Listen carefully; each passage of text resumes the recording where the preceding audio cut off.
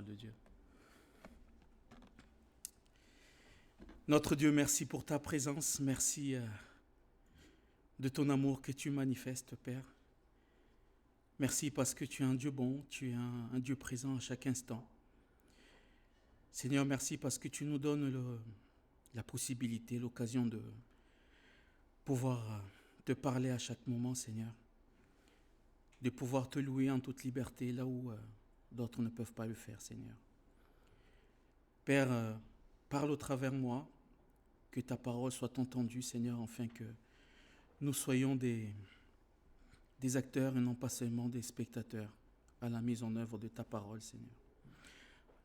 Fais que ta parole soit glorifiée, afin que tu sois glorifié. Dans le nom de Jésus. Amen.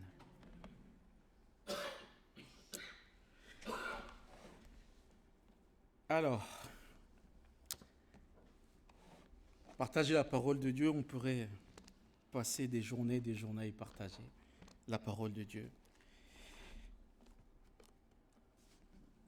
Je vais commencer par un petit témoignage, titre personnel. C'est pas long, hein, ne vous inquiétez pas. Je suis reconnaissant. Je suis reconnaissant au Seigneur parce que déjà il est bon. On l'a dit dimanche dernier. En tout temps, le Seigneur est bon. Et je suis reconnaissant parce que le Seigneur m'a donné des frères et sœurs. Ça fait quelque temps que je passe par des moments difficiles. Et un jour, un frère m'a dit, ne cesse jamais de partager la parole de Dieu. Et c'est grâce à ça que, dans des épreuves, on tient debout. Parce qu'on parle au Seigneur à chaque instant. Et il nous répond. Et il arrive un moment où je me dis, c'est vrai que le Seigneur répond quand on lui parle.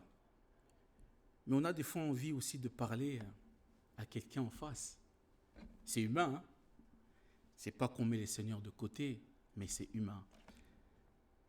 Et ça fait du bien de se dire que le Seigneur nous a donné des frères et des sœurs à qui on peut parler, avec qui on peut partager, avec qui on peut prier, parce que on parle le même langage. On parle le même langage et ce langage, c'est celui que le Seigneur nous a mis à chacun de nous dans le cœur. Et parfois, on cherche aussi des conseils. Et c'est vrai que quand on parle aux gens qui ne connaissent pas le Seigneur, des fois les conseils qui sont donnés ne sont pas forcément à la volonté du Seigneur et ne sont pas des conseils à prendre non plus. Et quand on parle avec des frères et des sœurs, on sent qu'il y a la présence du Seigneur et il veut toujours nous conduire vers sa gloire, afin que nous puissions être un témoignage. Et pour ça, je suis reconnaissant au Seigneur d'avoir des frères et des sœurs. Et du coup, cette semaine, j'ai été conduit par le psaume 133, que nous connaissons tous, que nous allons prendre, le psaume 133.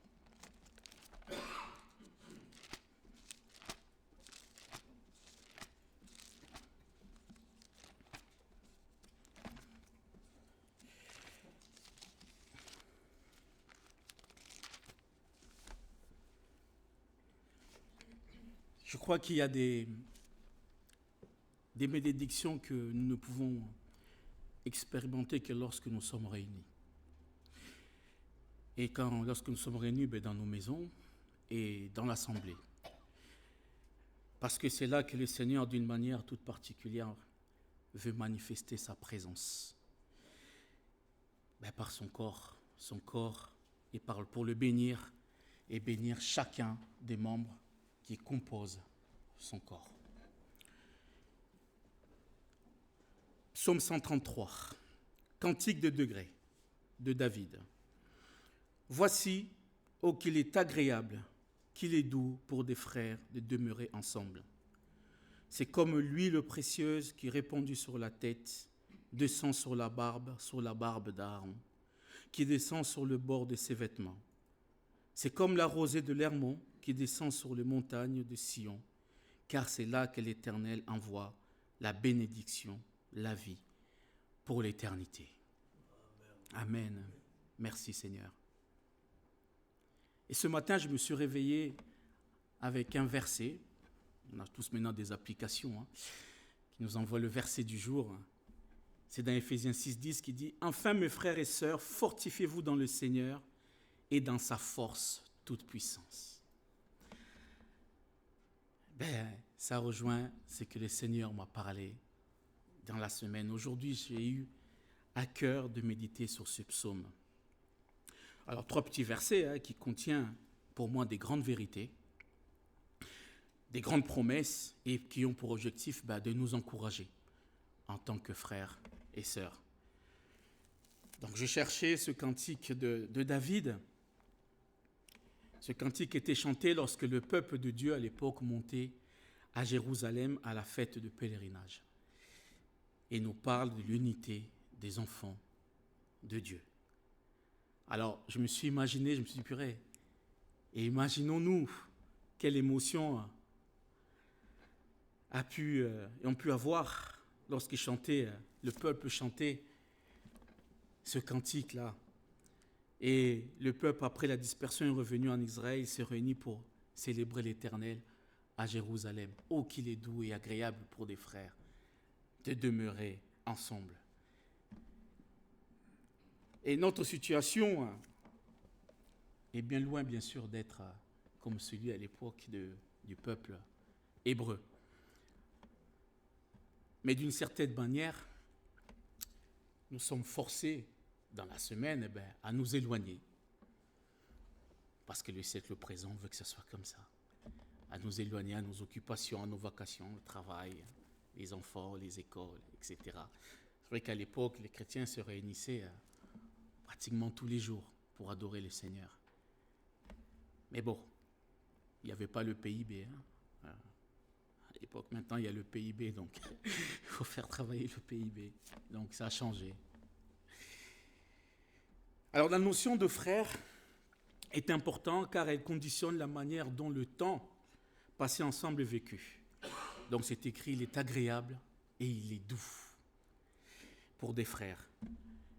Parfois nous ne pouvons pas éprouver de plaisir à être ensemble. Car des fois on oublie que nous sommes des frères et sœurs en Christ.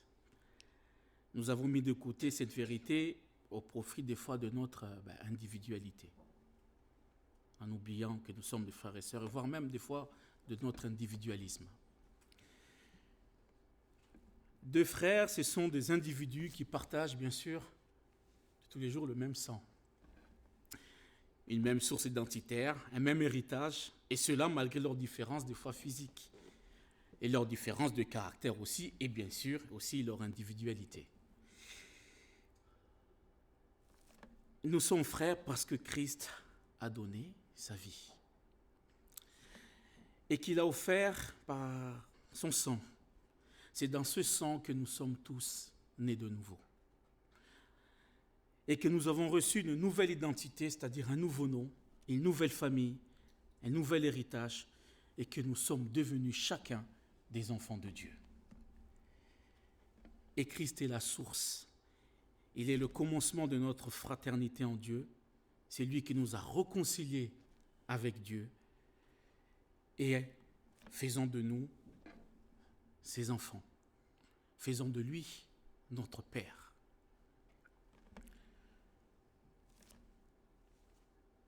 Mais en Christ, j'ai une valeur. J'ai une valeur que rien ni personne ne peut atténuer. Et je suis au bénéfice d'un amour par lequel on peut le dire que je n'ai rien fait pour le mériter. Mais lui a tout fait. Alors,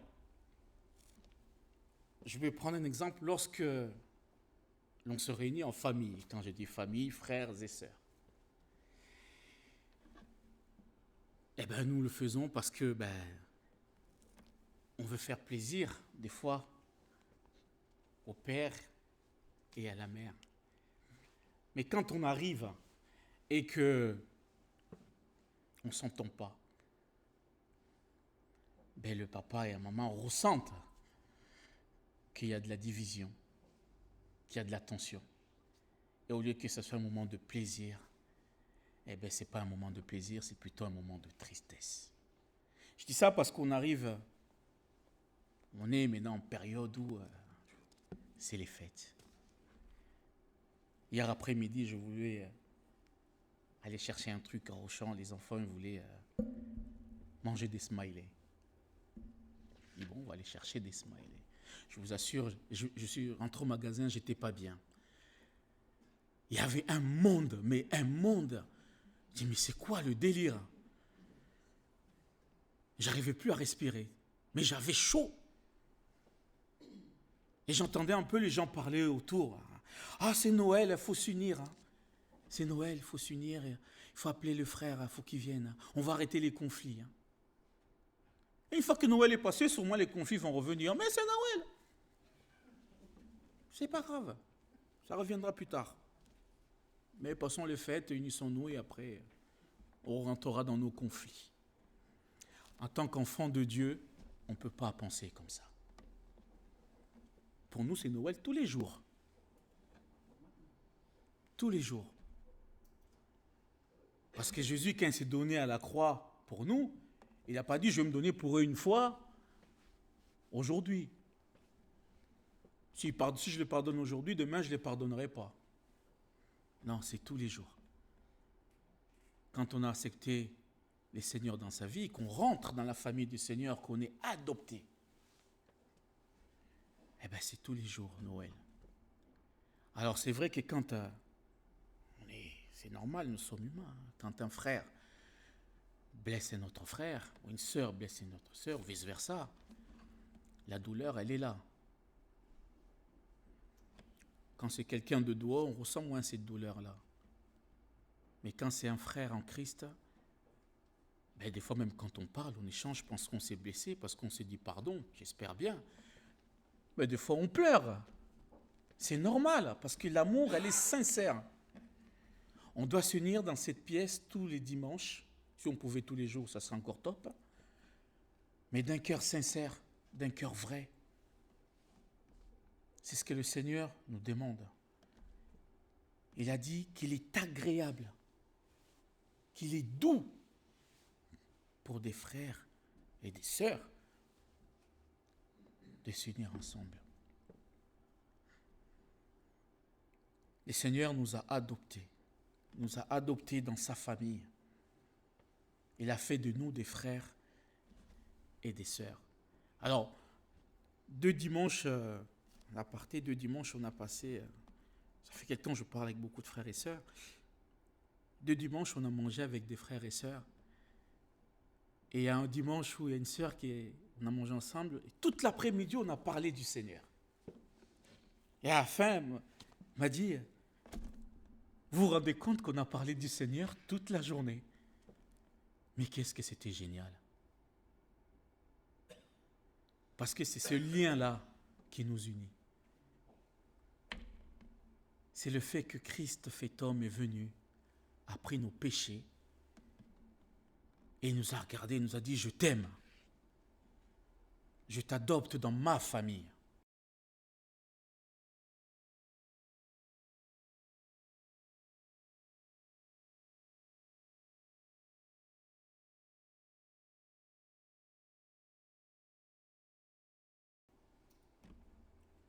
À titre aussi personnel. Nous avons la famille que Dieu nous a donnée, c'est-à-dire la famille de sang. Frères, sœurs, du même père, du même mère. Et bien sûr, on a la famille en Christ. Et la famille de sang, elle est importante aussi, c'est biblique. J'ai deux frères qui sont en conflit actuellement. C'est dur pour mes parents de voir des frères en conflit. C'est des moments de prière que l'on passe en ce moment pour pouvoir régler ce problème de conflit.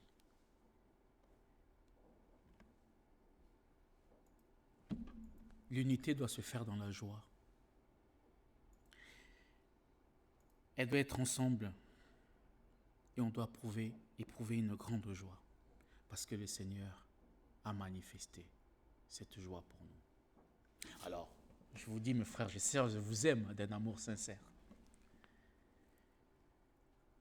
On va continuer parce que sinon je vais passer la matinée que sur ce premier verset qui aura beaucoup encore à dire. Mais je vous invite à la maison à continuer à méditer sur ce premier verset.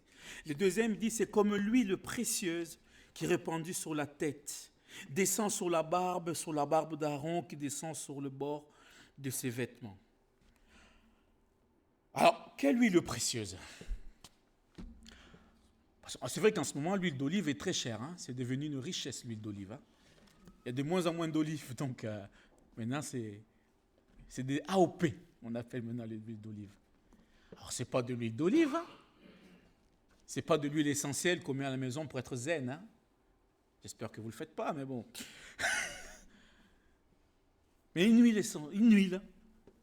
Le Seigneur, David nous dit, c'est comme l'huile qui descend sur la barbe. Alors, quelle huile? Et on va prendre Exode 30.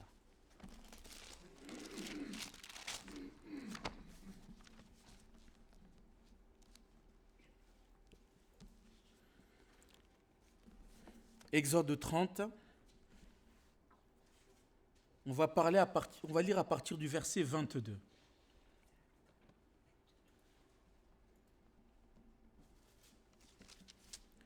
L'Éternel parla à Moïse et dit, « Prends des meilleurs aromates, 500 cycles de myrte, de celles qui coulent d'elles-mêmes. La moitié, soit 250 cycles de cinnamome aromatique, 250 cycles de roseau aromatique, 500 cycles de casse selon le cycle du sanctuaire et un d'huile d'olive. Tu feras avec cela et d'huile pour l'onction sainte, composition de parfum selon l'art du parfumeur. Ce sera l'huile pour l'onction sainte. Tu oindras la tente d'assignation et l'arche du témoignage, la table et tous les ustensiles, les chaudières et ses ustensiles, l'autel des parfums, l'autel des holocaustes et tous ses ustensiles, la cuve avec sa base. Tu sanctifieras ces choses, elles seront très saintes. Tout ce qui les touchera sera sanctifié. Tu oindras Aaron et ses fils, et tu les sanctifieras pour qu'ils soient à mon service dans le sacerdoce. Tu parleras aux enfants d'Israël, et tu diras, ça sera pour moi l'huile de l'onction sainte parmi vos descendants. On n'en répandra point sur le corps d'un homme, et vous n'en ferez point de semblable dans la même proportion. Elle est sainte, et vous la regarderez comme sainte. Quiconque en composera une semblable ou en mettra sur un étranger sera retranché de son peuple. Waouh! Vous savez que je suis de métier cuisinier. Hein? Le Seigneur vient de donner une recette de la meilleure huile qui existe. Alors en tant que cuisinier, j'ai envie de la faire. Mais il me l'interdit. Il me l'interdit, cette huile. Et ce qui est incroyable, c'est qu'on lit de ce que nous venons de lire, c'est que c'est comme l'huile, les psaumes de David que nous venons de lire. Le Seigneur nous bénit avec cette huile qui est sainte. Regardez bien en verset 30, il dit, tu oindras Aaron et ses fils et tu les sanctifieras pour qu'ils soient à mon service dans le sacerdoce. 31 dit, tu parleras aux enfants d'Israël et tu leur diras ceci. Ce sera pour moi l'huile de l'onction sainte parmi vos descendants. On n'en répandra point sur le corps d'un homme. Vous n'en ferez point de semblable dans la même proportion. Elle est sainte et vous la regarderez comme sainte.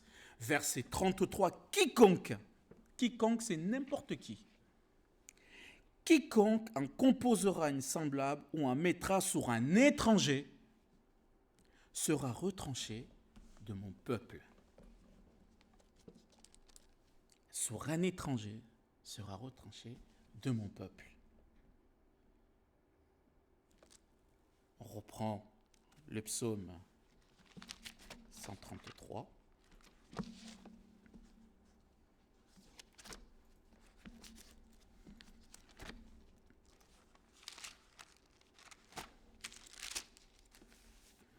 C'est comme l'huile précieuse qui est répandue sur la tête, qui descend sur la barbe d'Aaron, qui descend au bord de ses vêtements. Oh, qu'il est doux pour des frères et des sœurs de demeurer ensemble. C'est comme cette huile précieuse que le Seigneur a donné la recette et il nous bénit avec cette huile précieuse. Gloire à Dieu. Nous sommes bénis en tant que frères et sœurs par le Seigneur, par la seule recette qu'il a donnée, qui est interdit de copier. Le Seigneur nous bénit.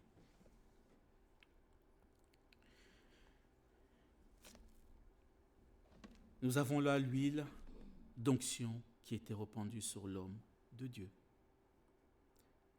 Et cette huile est spéciale qui dégage une agréable odeur inimitable. Et cette image nous montre ce que l'unité permet à Dieu de faire parmi son peuple. Voilà ce qu'une image nous montre, ce que Dieu est capable de faire parmi son peuple. Et quand l'unité est présente, non seulement il y a de la joie d'être ensemble, mais Dieu lui-même éprouve une grande joie et un profond accord avec ce rassemblement en son nom. Et on prie souvent, là où une ou deux personnes, c'est inversé, sont unies en mon nom, je suis parmi eux. Et l'effet de nos assemblées, le Seigneur, la présence du Seigneur est parmi nous. Et il nous bénit, et il nous sanctifie. Et il manifeste sa présence en répandant cette bonne odeur sur chacun d'entre nous.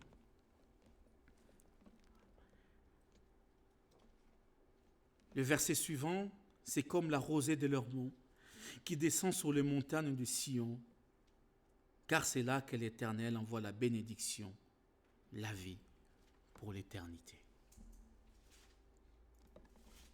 Nous sommes frères et sœurs pour l'éternité. On a ce rafraîchissement de l'unité que le Seigneur nous permet à chacun d'avoir. David prend encore une image pour nous permettre de saisir la richesse de bénédiction que provoque l'unité. Et il nous parle là de la rosée de l'Hermon. Alors l'Hermon, c'est la plus haute montagne d'Israël. Elle est connue pour générer une rosée vraiment abondante.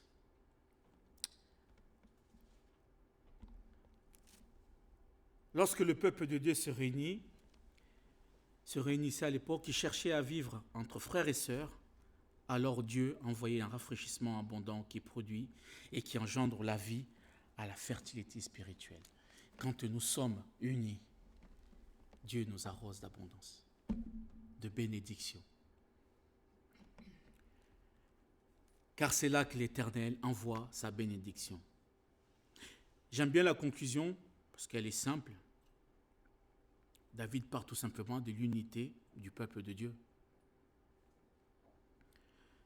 Et je crois que cela nous appelle à rechercher et à vivre l'unité avec ardeur. Car elle apporte de grandes bénédictions. Et c'est la meilleure raison pour laquelle vivre sa foi seul, ou maintenant derrière les écrans, ce n'est pas possible. Nous avons besoin les uns des autres.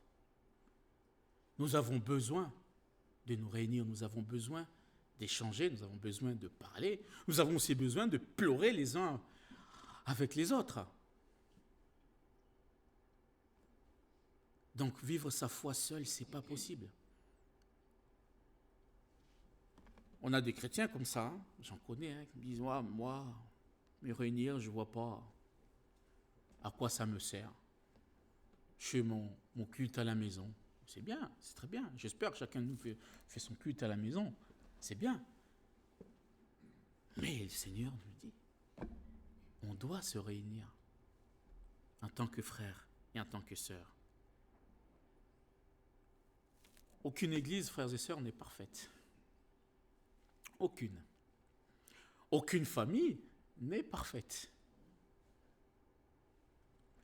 Et même si l'église n'est pas parfaite, mais lorsque l'église cherche de tout son cœur à vivre l'unité, à vivre entre frères et sœurs, à se donner à l'autre, à aimer selon la grâce de Dieu, alors Dieu se manifeste.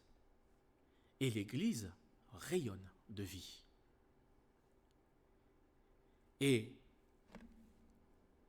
nous aussi, nous allons diffuser justement ce parfum que le Seigneur a mis à nous, envers les gens qui ne connaissent pas le Seigneur. Et nous allons être un impact pour les gens de ce monde. Jésus nous dit, je vous dis encore que si 2 d'entre vous s'accordent sur la terre pour me demander une chose quelconque, elle leur sera accordée par mon Père qui est dans les cieux. Car là où 2 ou 3 sont rassemblés, je suis parmi eux. On voit la notion d'unité recherchée à la bénédiction qui en découle. Le Seigneur est bon. Le Seigneur est très bon. Quand on met en application sa parole, ses commandements, on peut manquer de rien. Absolument de rien. Je vous assure que le fait de parler à des frères et sœurs, de passer des moments entre frères et sœurs, de manger entre frères et sœurs, fait vraiment du bien. C'est agréable et c'est réellement doux. C'est un bien que si on n'est pas dans le Seigneur, on ne peut pas le comprendre. On n'est pas en train de manger entre amis. On ne partage pas un thé de l'amitié. Mais on est ressourcé. Moi, quand le dimanche passe, oh là là, je vais encore revoir tous ces gens au boulot, c'est parti, quoi. C'est pas le même visage, hein. C'est pas la même sincérité qu'on voit. C'est pas le même sourire. On va le dire, c'est du business. Rien d'autre. Mais quand dans la semaine, le Seigneur me permet, et merci Seigneur pour ça, de pouvoir aller prendre un café chez un frère ou une sœur et de parler pendant 1 heure et de sortir ressourcé, je me dis, mais quelle bénédiction d'avoir des frères et des sœurs avec qui on peut parler et avec qui on peut prier à chaque instant de notre vie, à chaque moment où on le peut. Disons merci au Seigneur pour ce qu'il fait. On arrive dans les temps de la fin. C'est dur. Les gens sont de plus en plus méchants. De plus en plus méchants. Mais on se dit qu'heureusement qu'il y a quand même des gens qui connaissent le Seigneur. Et qui a un amour vrai. Et dans cette période de Noël, il faut rappeler aux gens que si l'on fête Noël, d'ailleurs c'est marrant, hein, parce qu'on demande à n'importe qui pourquoi on fête Noël, tout le monde répond, c'est la naissance du Christ. Même les non-croyants, c'est la naissance du Christ. Ouais, mais pourquoi le Christ est né? Pourquoi le Christ est venu? Oh, je sais pas.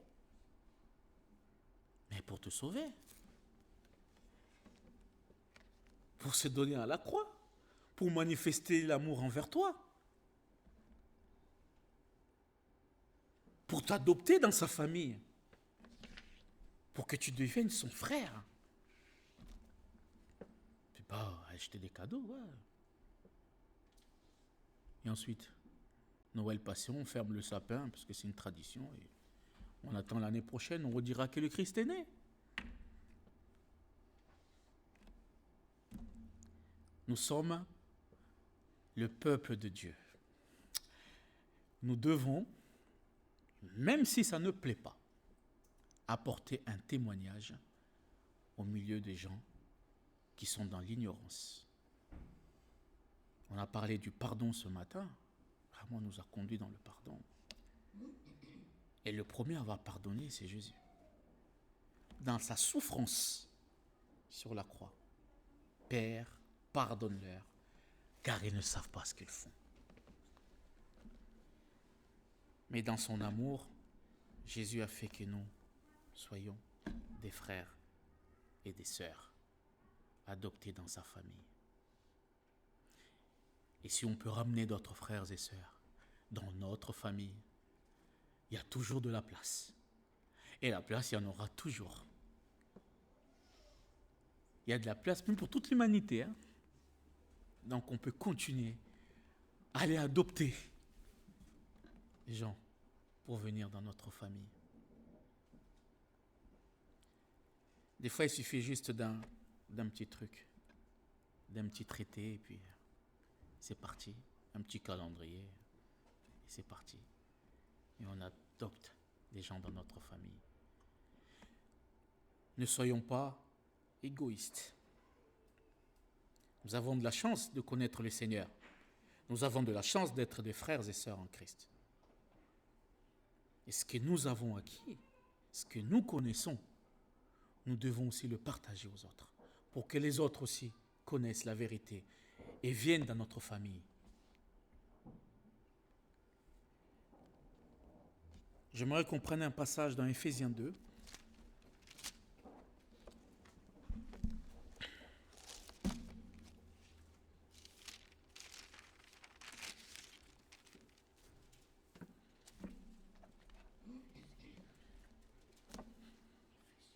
Éphésiens 2. À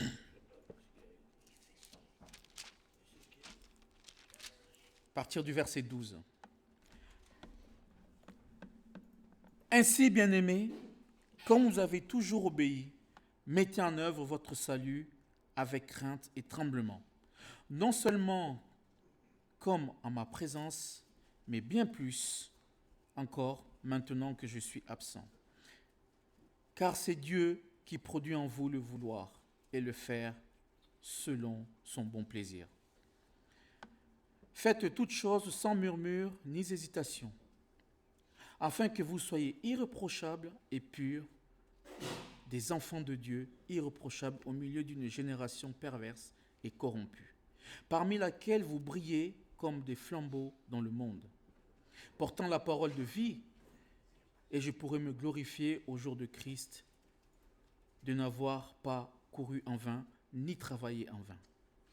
Et même si je sers les libations pour le sacrifice et pour le service de votre foi, je m'en réjouis. Et je me réjouis avec vous tous. Vous aussi, réjouissez-vous de même et réjouissez-vous avec moi. J'espère dans le Seigneur, Jésus vous a envoyé bientôt Timothée, afin d'être encouragé moi-même en apprenant en ce qui vous concerne. Car je n'ai personne ici qui partage mes sentiments pour prendre sincèrement à cœur votre situation. Tout en effet chercher leur propre intérêt et non ceux de Jésus-Christ. Vous savez qu'il a été mis à l'épreuve en se consacrant au service de l'Évangile avec moi, comme un enfant avec son Père.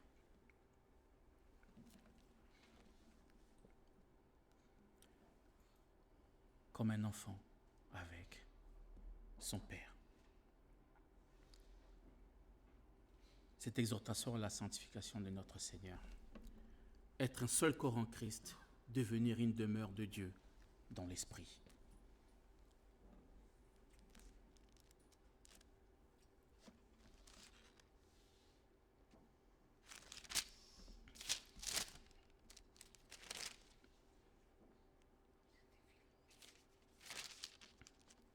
Je vous ai lu Philippiens avant. Excusez-moi, on va relire, mais on va continuer maintenant sur Éphésiens. Si j'avais les deux passages, j'ai inversé. On va lire Philippiens, on va partir maintenant sur Éphésiens. Éphésiens 2, à partir du verset 12.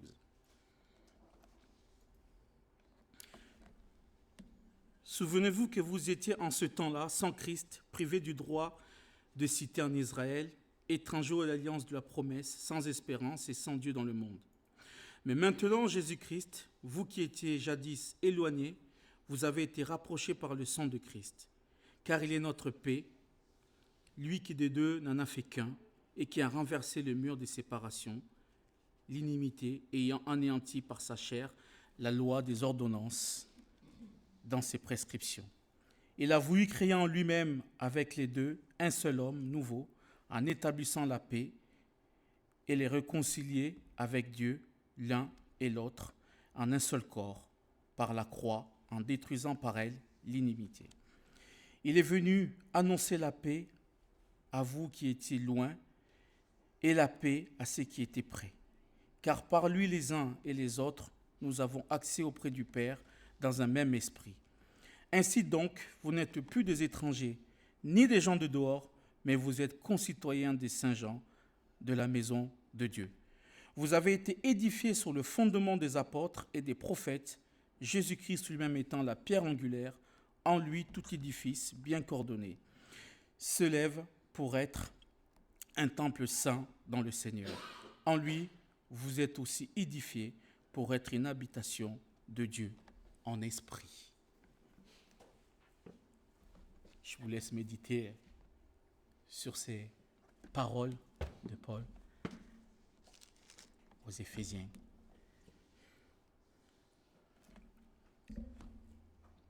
Nous sommes un seul corps. Nous sommes une seule famille et nous demeurons tous dans l'esprit de notre Seigneur. Qu'il est doux, qu'il est agréable pour des frères de demeurer ensemble.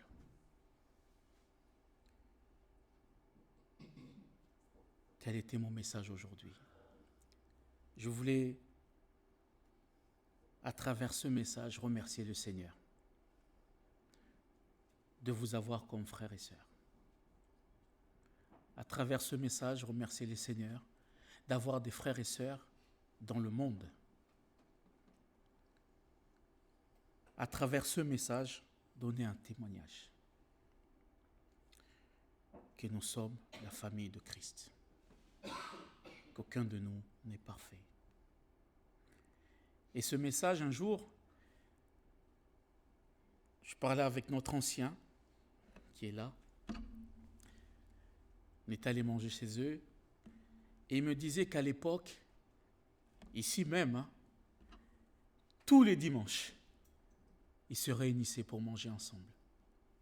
Après le culte, ils se réunissaient pour manger ensemble.